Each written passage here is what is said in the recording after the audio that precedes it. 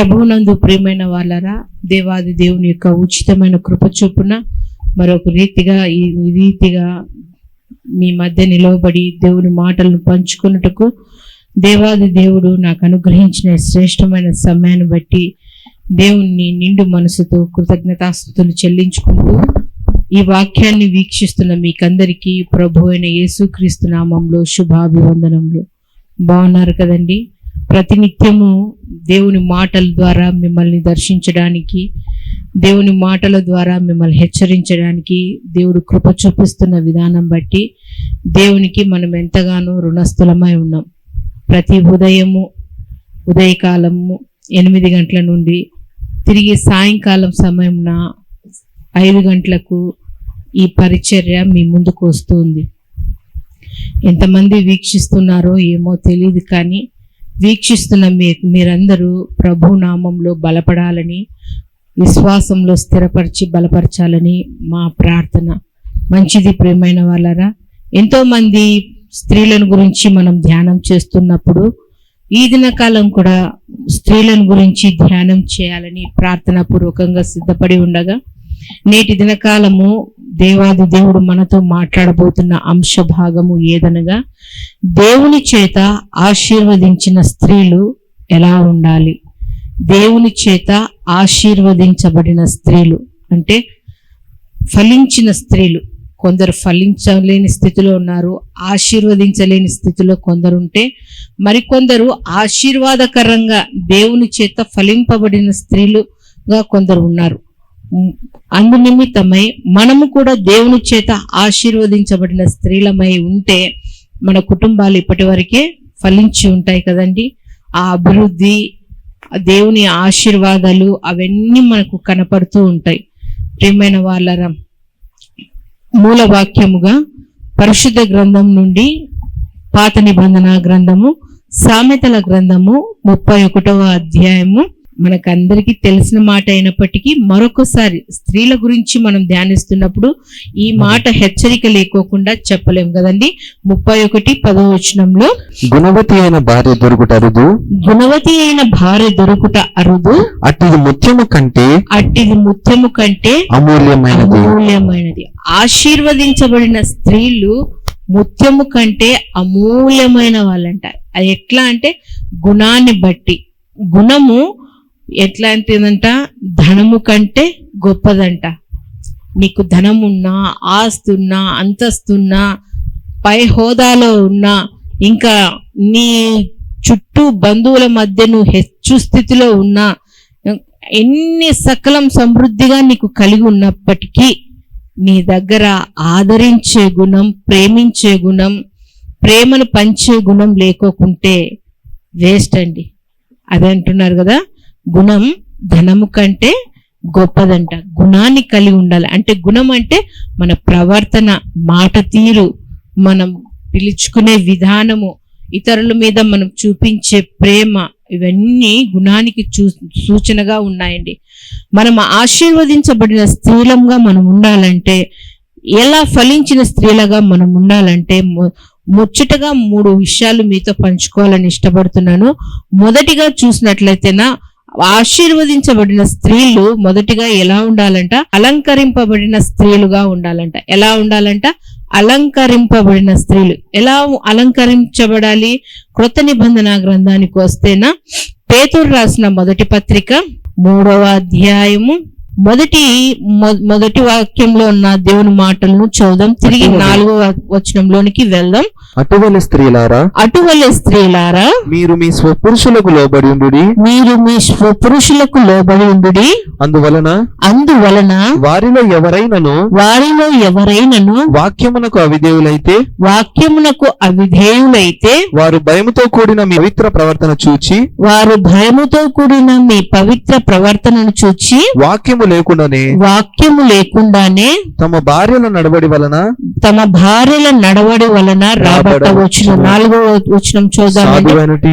సాధువైనట్టియు మృదువైనట్టియునైన గుణమును అక్షయాలంకారము గల మీ హృదయపు అంతరంగ స్వభావము మీకు అలంకారముగా ఉండవలెను. అది దేవుని దృష్టికి మిగుల విలువగలది. మొదటిగా మనం చూసినట్లయితే అలంకరింపబడిన స్త్రీలు, అలంకరించుకున్న స్త్రీలు ఎలా ఉండాలంటాడు దేవుడు. 4వ వచనం కింది వచనంలో గమనించినట్లయితే సాధువైనట్టియు మృదువైనట్టియునైన గుణమును అక్షయాలంకారము గల మీ హృదయము అంతరంగ స్వభావము మీకు అలంకారముగా ఉండవలెను. అది దేవుని దృష్టికి మిగుల విలువైనదిగా ఉంది. ఆ అలంకరణ అలంకరణగా ఉండాలంట? మన స్వభావము, మాట తీరు. ముందుగానే చెప్పుకున్నాను కదండి, మనం ఇతరులతో మాట్లాడే విధానం. కాబట్టి అంత మాత్రమే కాకుండా పేతురు గారు అంటున్నాడు ఇదే 4వ వచనంలో, దేవుని దృష్టికి మిగులా విలువగలది అలంకరణ. నేటి అలంకరణ గురించి చెప్పాలంటే చెప్పే కొద్దీ వెళ్తూ ఉంటుందండి ప్రసంగం. విశ్వాసులైన స్త్రీలు అలాగే అలంకరించుకుంటున్నారు, అవిశ్వాసులైన స్త్రీలు కూడా అదే అలంకరణతో ఉంటున్నారు. ఎట్లా? వివాహం కాని బిడ్డలైతే యవ్వన ప్రాయంలో ఉన్నారు కాబట్టి ఎట్లున్నా అంటే వాళ్ళ వస్త్రధారణ, వారు వేసుకునే వే ఆఫ్ డ్రెస్లు అయితేనేమి, మాట తీరేమి, నడకైతేమి, అది యవ్వన ప్రాయంలో. కానీ యవ్వన ప్రాయం దాటి వివాహం అయి బిడ్డలు కలిగినప్పటికీ కూడా చాలా మంది స్త్రీలను మేము చూస్తుంటాము, చాలా అలంకరణతో ఉంటారండి. అది దేవుని దృష్టికి విలువైనది కాదు. నువ్వు ప్రేమగా మాట్లాడతావు చూడండి, నీ ప్రార్థనా జీవితాన్ని, నీ విశ్వాసాన్ని ఇతరులకు కనపరుస్తుంటావు చూడండి, అది అలంకరణ.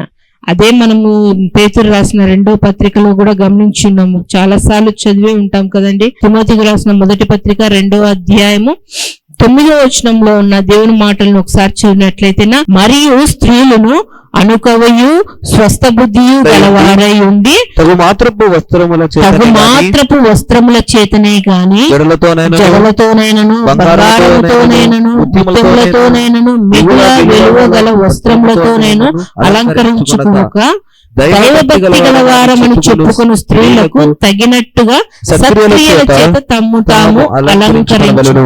సత్క్రియల చేత అంటే మంచి పనుల చేత తమ్ము తాము అలంకరించుకోవాలి. జడలు అల్లుకోవడం చూస్తున్నాం, అంత జుట్టైనా కానీ దానికి ఎన్నెన్నో ముళ్ళు నైజీరియా వాళ్ళు వేసుకుంటారండి జడలు. అలా రకరకాలైన జడలు, బంగారు, విలువైన వస్త్రాలు, ఇలాంటి తగ్గు మాత్రమే స్త్రీలకు చాలా అవసరం అండి. అది దేవుని దృష్టికి చాలా విలువైనది. సాధువైనట్టు మృదువైనట్టు గుణము కలిగిన స్త్రీలు ఆ దేవుని సన్నిధానంలో ఫలించిన స్త్రీలుగా ఉన్నారు. మనం పరిశుద్ధ గ్రంథాలు చూసినట్లయితేనే ఎంతో మంది స్త్రీలు హెచ్చు స్థితిలో ఉన్నారు, గొప్ప ఇంటి బిడ్డలుగా ఉన్నారు. కానీ దేవుని సన్నిధానానికి వచ్చినప్పుడు దేవునితో వారు చేస్తున్న సహవాసాన్ని బట్టి అయితేనేమి, ప్రార్థనా జీవితాన్ని బట్టి అయితేమి, వారు ఎంతగానో తగ్గించుకున్న స్త్రీలుగా ఉన్నారు. వారికి హెచ్చు స్థితిలో ఉన్నప్పటికీ తాము తగ్గించుకుంటూ దేవుని సన్నిధానంలో ఎక్కువగా బలపడుతూ ఎక్కువగా దీవెనలు, ఆశీర్వాదాలు పొందుకున్న స్త్రీలుగా మనం ఎంతో మందిని ధ్యానం చేస్తున్నాం. మచ్చుకు గమనించినట్లయితే శారమ్మ కదండి, ఆది కాండంలో గమనించగలం. అంత మాత్రమే కాకుండా అబీగయీలు, మా షూనేమిరాలు, ఘనురాలు, గొప్ప గొప్ప ఆస్తిపరులు అయినప్పటికీ వారు దైవభక్తి కలిగి దేవుని సన్నిధానంలో సేవకుల ఎడల వారు చూపించిన అనుకువ, వినయ విధేయతలు, ఇవన్నీ వారికి గొప్ప అలంకరంగా మనము చూస్తున్నాం. అంత మాత్రమే కాకుండా సామెతల గ్రంథం 30వ అధ్యాయము 31వ వచనంలో చూసినట్లయితేనా అలంకరించబడిన స్త్రీలు అందం పైన ఎక్కువ మోహాన్ని ఉంచుకోకూడదు. అదే 31వ వచనంలో అంటే కదా, అందం మోసకరం, సౌందర్యం వ్యర్థము, కానీ దేవుని యందు భయభక్తులు గల స్త్రీలు కొనియాడబదురు. దేవుడు వాక్యం చాలా స్పష్టంగా తెలియచేస్తుందండి. దేవుడు పై రూపాన్ని చూసేవాడు కాదండి, అంతరంగాన్ని చూసేవాడుగా ఉన్నాడు. సమూయేలు మొదటి గ్రంథంలో మనం చూసినట్లయితేనా 17వ అధ్యాయంలో అంటున్నాడు, సమూయేలు గారు దేవుడు చెప్పినారు, అయ్యా ఇదిగో యెష్షయి వాళ్ళ ఇంటికి వెళ్ళి నువ్వు వారి కుమారులలో ఒకరిని అభిషేకించాలన్నప్పుడు మొదటిగా వెళ్ళినప్పుడు యెష్షయి కుమారులలో మొదటి కుమారుని పెద్ద కుమారుని చూసినప్పుడు అతని శరీర దౌఢాన్ని బట్టి, అందాన్ని బట్టి, ఎత్తుని బట్టి ఓ దేవుడు ఇతనే రాజుగా అభిషేకించబోతున్నాడు అన్నప్పుడు దేవాది దేవుడు అంటున్నాడు సమూయేలు గారితో, అయ్యా నువ్వు పై రూపాన్ని లక్ష్య పెడుతున్నావు, నేను పై రూపాన్ని లక్ష్య పెట్టేవాడను కాదు, అంతరంగాని పైకి అందంగా కనపడుతుంటారు, ఇవి పూసి నానో గడ్డి కాదు అంతా పూసుకొని ఆకర్షణీయంగా కనపడుతుంటారు, కానీ అంతరంగం అంతా కుళ్ళు కుతంత్రాలతో, మోసకరమైన మాటలతో, ఇతరులను బాధపరిచే మాటలతో అలా స్వభావం కలిగి ఉంటారు. అది కాదు దేవుడు కోరుకునే అలంకరణ.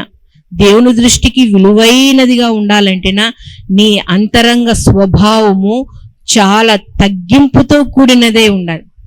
పైకేమో ప్రేమ కనపడుస్తుంటారు, అంతరంగం అంత కుళ్ళుతో నిండి ఉంటుంది. ఇలాంటి దేవుడు మెచ్చుకోడండి. దేవుడు అంటున్నాడు మనం అలంకరింపబడిన స్త్రీలంగా ఉండాలంటేనా మన దగ్గర మొదటిగా ఉండాల్సింది తగ్గింపు. ఉదాహరణకు ఎస్తేరమ్మను గమనించినట్లయితేనా తగ్గు స్థితిలో నుంచి వచ్చింది, పినతండ్రి దగ్గరే ఎదుగుతూ వచ్చింది, కానీ దేవుడు ఆమెను దర్శించి షూషాను కోటకు రాణి అయినప్పటికీ, ఒక ఎత్తైన స్థానంలో ఉన్నప్పటికీ అక్కడ హేగే ఇవ్వబడుతున్న అలంకరణ మీద ఆకర్షితురాలు కాలేదు, కానీ తగు మాత్రపు అలంకరణ చేత అటు రాజును మెప్పించుకోగలిగింది. అంత మాత్రమే కాకుండా సర్వాధికారైన రాజులకు రాజైన ప్రభు యొక్క మనసును కూడా గెలుచుకోగలిగింది. ప్రియమైన వాళ్ళరా, నువ్వు అలంకరింపబడిన స్త్రీగా ఉండాలంటే నీ అంతరంగంలో ఏముండాలి? తగ్గింపు జీవితాన్ని కలిగి ఉండాలి అంటున్నా. రెండోదిగా గమనించినట్లయితేనా పరిశుద్ధ అలంకరణ కలిగి ఉండాలంటున్నారు. పరిశుద్ధమైన అలంకరణ. ఆ అలంకరణ ఎలా ఉంటుందంటేనా కీర్తనల గ్రంథము 96వ కీర్తన, కీర్తనల గ్రంథము 96వ కీర్తన 6వ వచనంలో ఉన్న దేవుని మాట అండి. 96వ కీర్తన 6వ వచనము, ఘనత ప్రభావములు ఆయన సన్నిధి ఉన్నవి, బల సౌందర్యములు ఆయన పరిశుద్ధ స్థలములో ఉన్నది అని. రెండోదిగా చూసినట్టే పరిశుద్ధ అలంకరణ అంటే బంగారము పరిశుద్ధులకు సాదృశ్యంగా ఉంది. పేతురు రాసిన మొదటి పత్రిక 1వ అధ్యాయము 14వ వచనంలో ఉంటుంది, నేను పరిశుద్ధుడై ఉన్నాను గనుక మీరు కూడా పరిశుద్ధులై ఉండండి అంటున్నాడు. దేవుని దగ్గర ఏ మచ్చ, డాగు, కల్ముషము ఏవి లేవండి మన ప్రభుల వారికి. ఆయన సేవిస్తున్న మనము కూడా మన దగ్గర కూడా ఏలాంటి మచ్చ, ఇతరులు మన మీద ఏలు పెట్టి చూపించే స్థితిలోనికి మనం ఉండకూడదండి. పరిశుద్ధమైన జీవితాన్ని జీవించాలంటున్నాడు. మన దేవుడు పరిశుద్ధుడు, ఆయన జన్మ పరిశుద్ధం, ఆయన జీవించిన జీవిత విధానం పరిశుద్ధం, ఆయన మరణించిన విధానం కూడా పరిశుద్ధం, ఆయన లేచిన పునరుత్థాన దినము కూడా పరిశుద్ధమైన దినము. ఆ పరిశుద్ధ దేవుని మనం ఆరాధిస్తున్నాం కాబట్టి మనము కూడా పరిశుద్ధమైన అలంకరణ కలిగి ఉండాలని అంటున్నాడు. ఆ అలంకరణ ఎలా ఉండాలి అంటే కొరింథీయులకు రాసిన మొదటి పత్రిక 6వ అధ్యాయము 19వ వచనంలో చాలా చక్కగా ఉంది. మీ దేహము దేవుని వలన మీకు అనుగ్రహింపబడినది, మీలో ఉన్న పరిశుద్ధాత్మకు ఆలయమై ఉన్నారని మీరు ఎరుగరా? మీరు మీ సొత్తు కాదు, విలువ పెట్టి కొనబడిన వారు కనుక మీ దేహముతో దేవుణ్ణి మహిమపరచాలి. మన పరిశుద్ధమైన అలంకారంగా జీవించాలి అంటే మన దేహాన్ని ఎలాంటి కల్ముషాలు లేకోకుండా, కలంకాలు అంటుకోకుండా, అపవిత్రత ఏది కూడా దరిచేరనీకోకుండా పరిశుద్ధమైన దేవుణ్ణి ఏ రీతిగా మనము ఆరాధిస్తున్నామో మన జీవితం కూడా పరిశుద్ధంగా ఉండాలని ఉంటున్నాడు. మన దేహము దేవుని ఆలయమై ఉంది.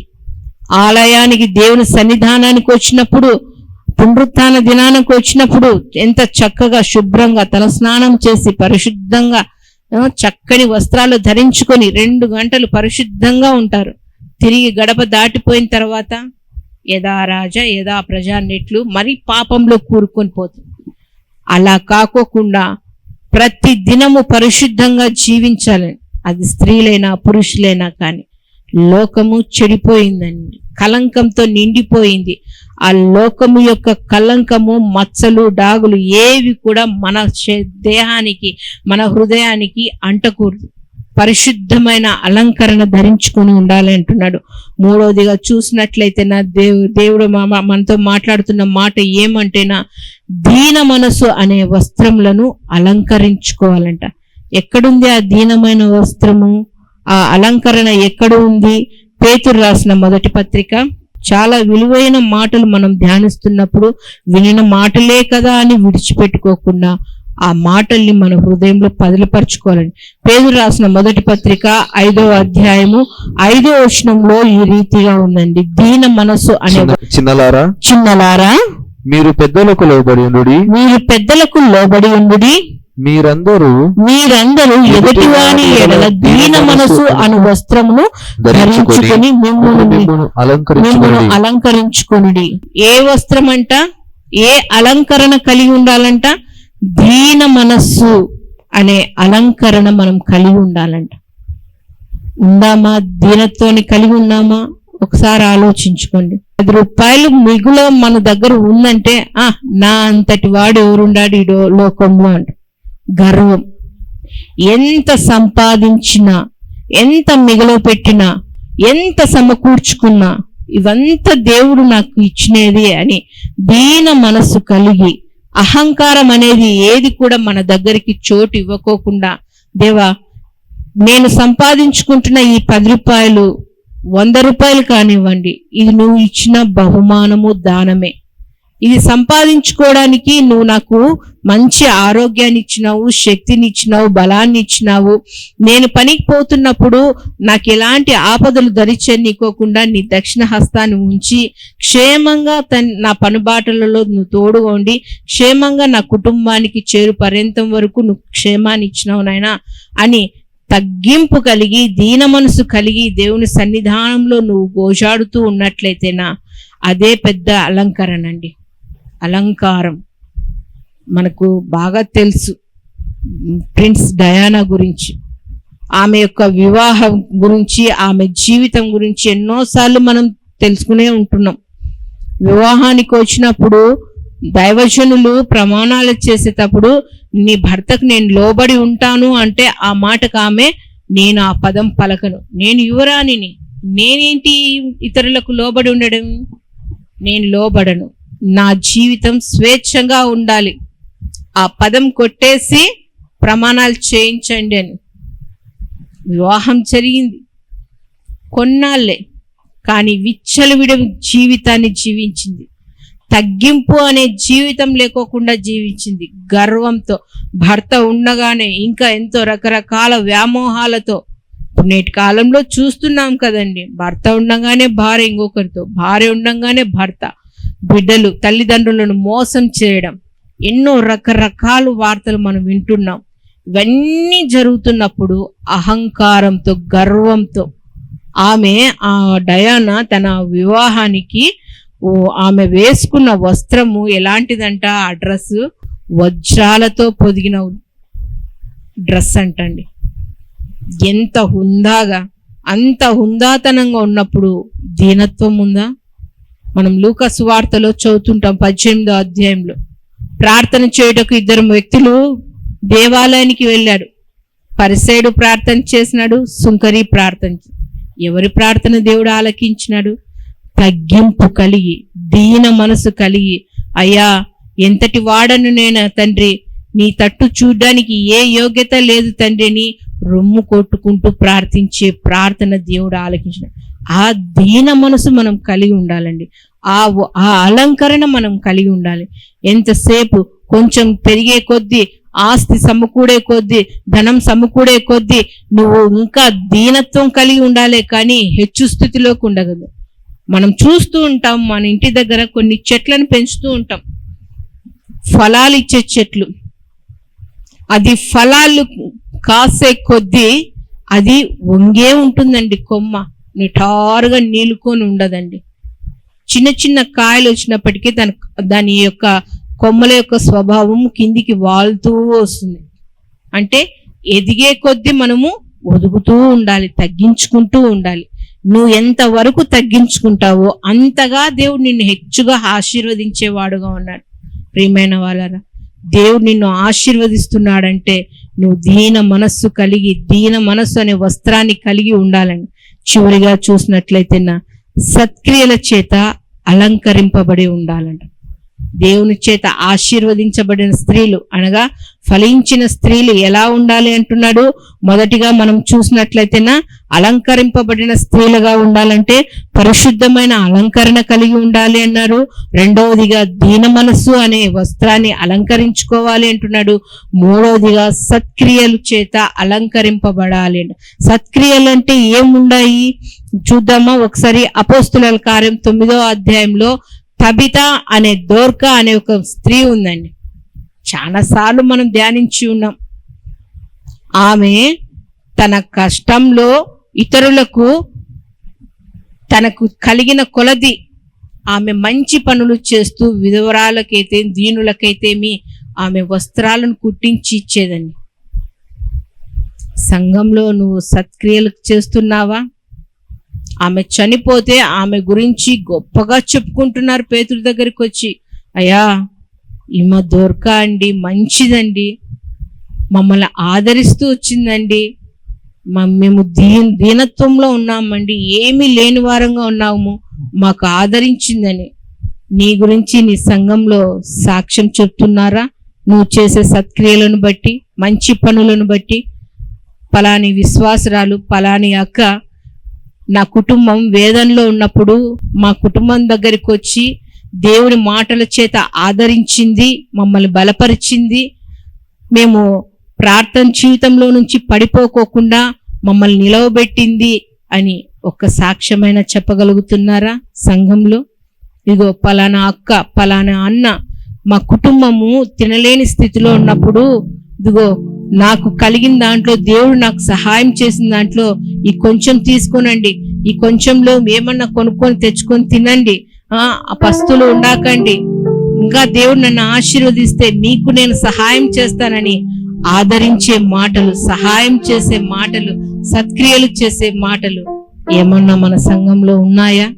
లేకోకుంటే దేవుడు మీతోనే మాట్లాడుతున్నాడేమో.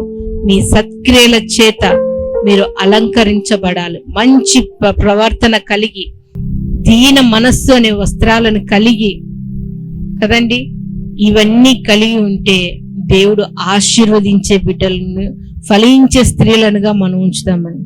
ఎన్నో లేఖనాలు మనం ధ్యానం చేస్తూ వస్తున్నాం, ఎన్నోసార్లు ఈ మాటలు మనం వింటూనే వస్తున్నాం. ఎన్ని మాటలు విన్నప్పటికీ అదే స్థితిలోనే ఉంటాం, అదే జీవితంలోనే జీవిస్తూ ఉంటాను. దేవుడు అంటున్నాడు సమయము కొంచెంగానే ఉంది కాబట్టి ప్రియమైన బిడ్డలారా, మీకు కలిగిన వాటిని ఇదిగో నిస్సహాయ స్థితిలో ఉన్న బిడ్డలకు చేయూతనివ్వండి. మీరు ఎప్పుడైతే వారికి చేయూతనిస్తారో మీ కుటుంబాన్ని దేవుడు చేయి పట్టి నడిపించేవాడుగా ఉన్నాడు. ఎంత మాత్రము నేను తిన్నా, నా కుటుంబం తినింది, నా బిడ్డలు తిన్నారు, మేము వెల్ సెటెడ్ గా ఉన్నాము, మాకు ఇతరులతో పని లేదు, వాళ్ళకు మాకు ఏ సంబంధము లేదు, వచ్చినాము సంఘంలోకి వచ్చినాము, ప్రార్థన చేసుకున్నాం, వెళ్ళిపోయినాము, మాకు కలిగిన దానికి కానుక వేసినాము, దైవజనులతో మాట్లాడినాము, వెళ్ళిపోయినాం. ఇది కాదండి.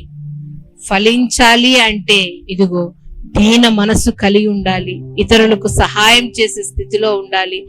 మంచి మనసు కలిగి అంటే ఏమంట, ఆ పరిశుద్ధమైన అలంకరణ, పరిశుద్ధమైన జీవితాన్ని జీవిస్తూ ఇతరులకు సాక్షిగా ఉన్నట్లయితేనా ఇదిగో నువ్వు ఈ లోకంలో ఉన్నా లేకపోయినా నీ సాక్ష్యము నీకు ముందుగా వెళ్తుంది. ఆ జీవితాన్ని కలిగి జీవిద్దాం. ఇంకా దేవుడు దాచిపెట్టిన మెండైన దీవెనలు పొందుకుందాం. తలలు ఉంచినట్లయితే ప్రార్థన చేస్తున్నాం. మహాపరిశుద్ధుడు అయిన మా ప్రియ పరలోకపు తండ్రి, మీ ఘనమైన నామమునకు స్తోత్రము దేవా. మీ కృపలో మీ శ్రేష్టమైన మాటలను ధ్యానించుటకు తండ్రి, మీరు ఇచ్చిన శ్రేష్టమైన సమయాన్ని బట్టి లెక్కింపలేని స్థుతులు స్తోత్రములు చెల్లించుకుంటున్నాను. ఆశీర్వదించబడిన స్త్రీలు, గుణవతి అయిన స్త్రీలు ఎలా ఉండాలి? దేవుని యందు భయభక్తులు గల స్త్రీలు వారి పరిశుద్ధమైన జీవితాన్ని జీవించేవారుగా ఉండాలి. దీన మనసు కలిగి ఉండాలి.